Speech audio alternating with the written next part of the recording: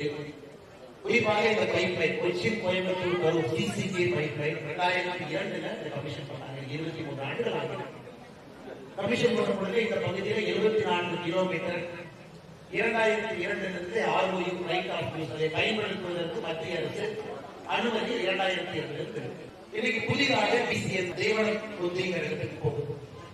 அது அந்த ஐடிபி சொல்ற இருபூர் ஆரம்பித்து சங்ககிரி வழியாக துப்பூர் பக்கத்தில் போகக்கூடிய ப்ராஜெக்ட். இது ஒரு தனி ப்ராஜெக்ட். அதை வந்து கிட்டத்தட்ட ஒரு 7 வருஷமாகவே பிபிசிஎல் நிறுவனம் மாநில அரசோடு பேசி இதை எப்படி எடுத்துட்டு போறது, root a root B root finalise பண்ணாங்க. இன்னைக்கு கடைசியாக ஃபைனலைஸ் பண்ணிருக்கக்கூடிய ரூட் 362 கிலோமீட்டர் போகக்கூடிய எல்லாத்துக்குமே தெரியும்.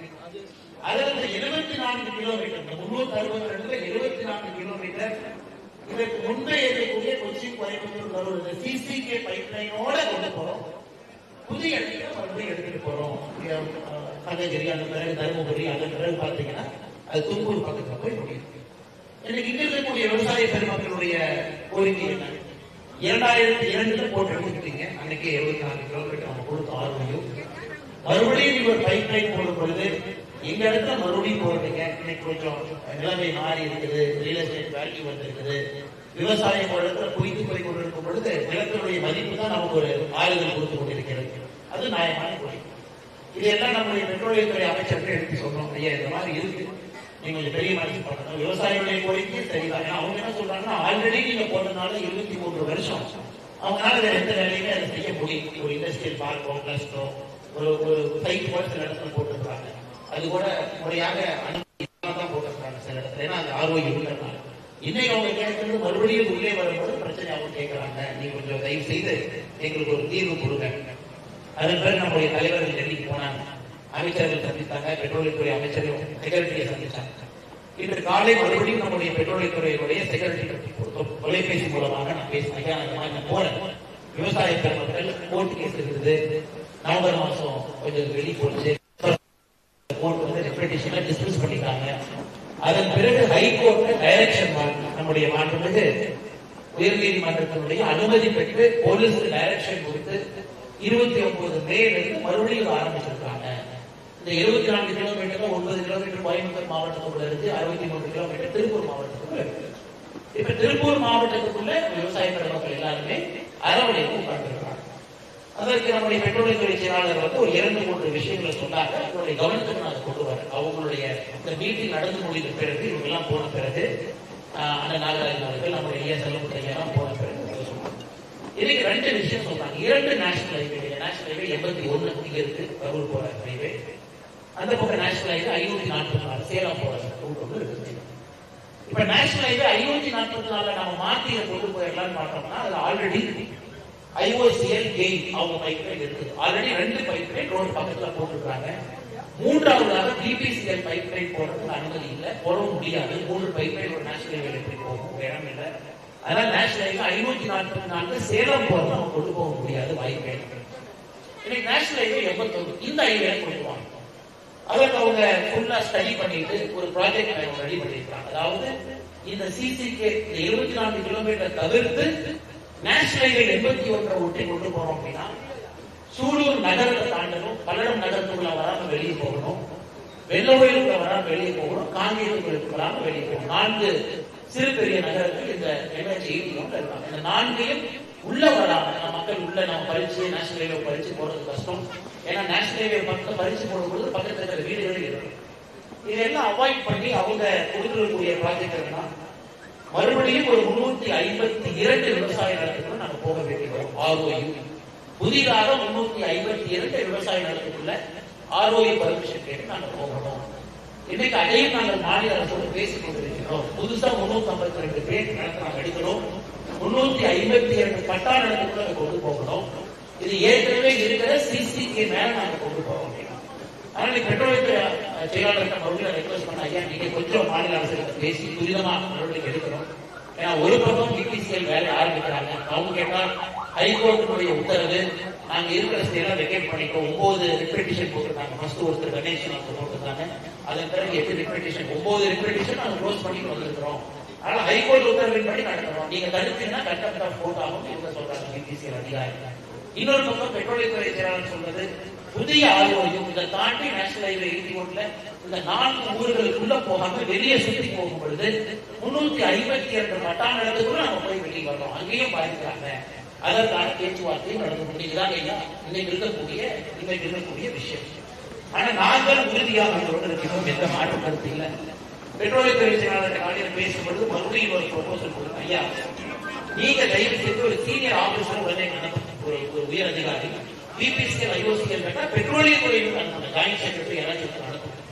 அவர் இங்க வந்து டிஸ்ட்ரிக்ட் கலெக்டரோட உட்கார்ந்து இந்த எக்ஸிஸ்டிங் ஆர்ஓயு ரைட் ஆஃபீஸ் விட்டுட்டு இந்த 4 நகரத்தை தாண்டி போகும்போது எக்ஸ்ட்ரா எவ்வளவு ரேட் வருது?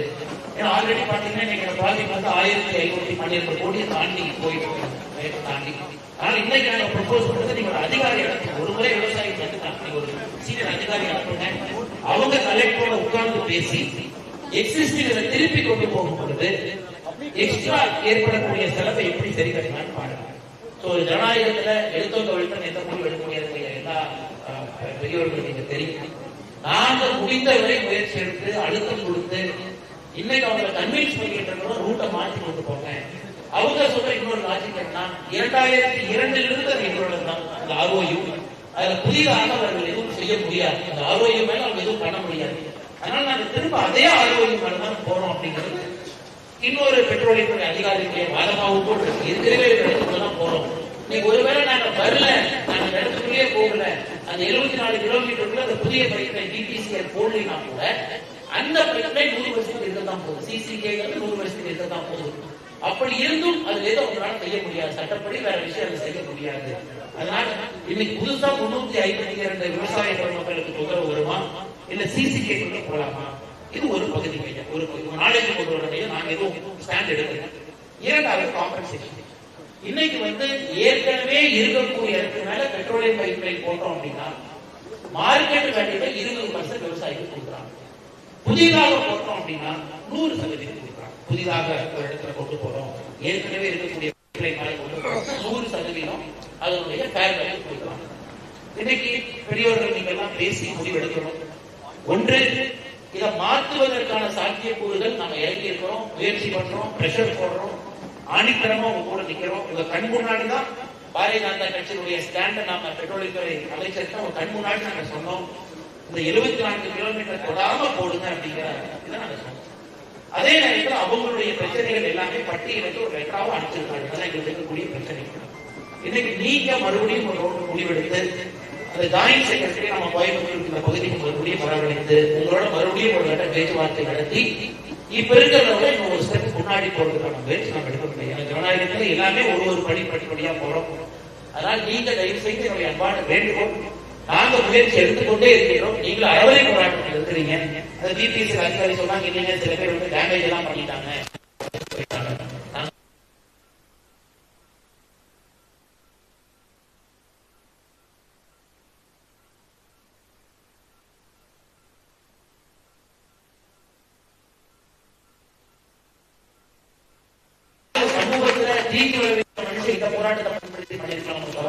அதனால நீங்களும் பொறுமையா, நான் ஒரு போட்டிக்காக போடாதீங்க. நீங்களும் பொறுமை. மத்திய அரசு தான் இன்னைக்கு பேசிட்டு இருக்கிறாங்க, ஒரு உயர் அதிகாரி அனுப்புறேன்னு சொல்லும் பொழுது நீங்களும் கொஞ்சம் நிறுத்தி வைங்க அப்படிங்கிறது இறங்கியிருக்கோம்.